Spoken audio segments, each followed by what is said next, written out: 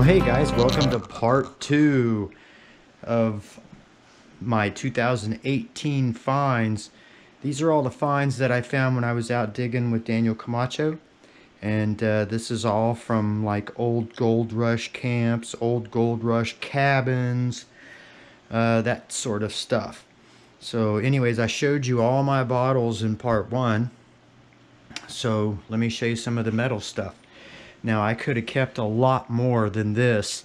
I could have literally filled my garage full of cans and all kinds of stuff, but I just don't have the room for it. So this is a select few things that I saved. This right here is pretty cool. This is a bone saw. This is what they used to cut up moose with. They'd put a saw blade across there and they'd use that to cut up the moose after they shot it. Found an old RPM motor oil can. That's pretty cool.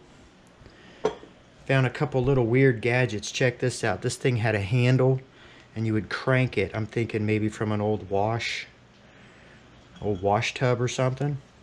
I found a bunch of these, I think those are like stovepipe flues or something like that. The dampeners.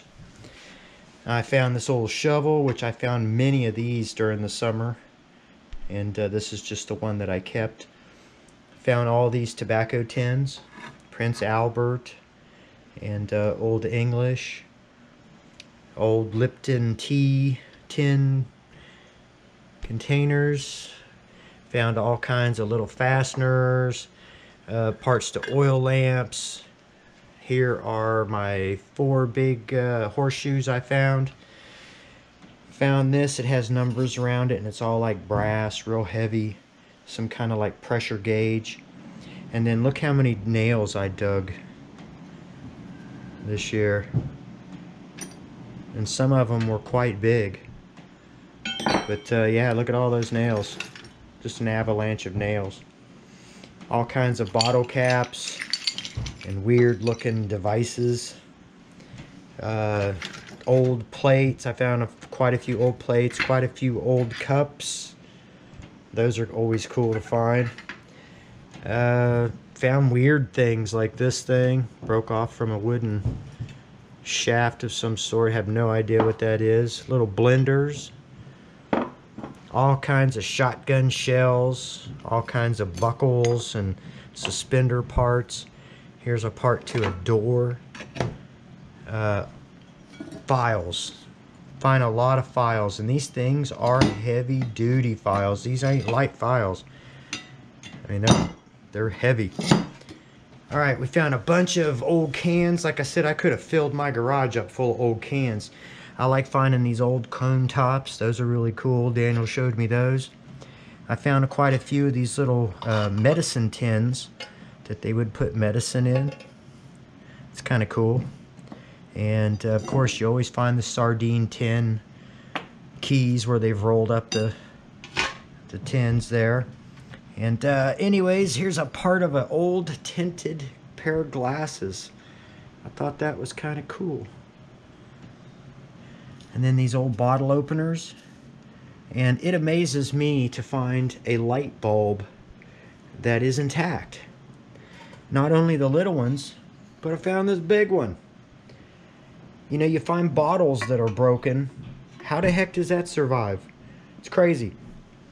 I found this, it's like a toy airplane, and it's fell apart since I've had it in the box, but it's a little toy airplane that had wheels. And then, not this summer, but I included this, but I found this a previous summer, this little teeny race car with a wind-up key. Thought that was pretty sweet. Plus I also found this. I found these over at another spot. This old knife sheath. And then I found this old part to some kind of stove or something. It's got a lot of embossing and, you know, weighs about 50 pounds. I found the top lid to a Standard Oil, and it is a wagon wheel grease tin. It's a wagon. It's mica axle grease, Standard Oil. but it's for wagon wheels. Isn't that cool? It has a picture of a wagon wheel on it.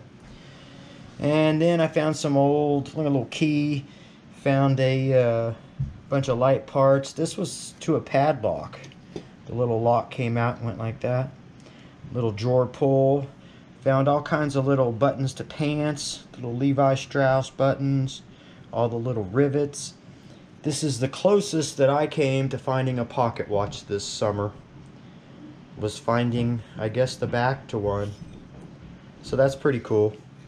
Maybe one day I'll get lucky and find a whole one.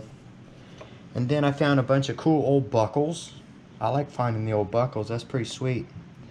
And then probably the best thing I found metal-wise was this rifle. Check that out. That's like an old 1867 Winchester repeating rifle.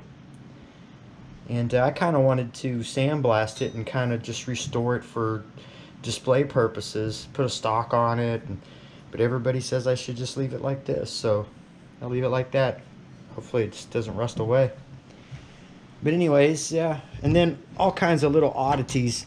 Like this handle. You can see this was all hand forged. They heated it up and bent it over and made a handle out of it for something.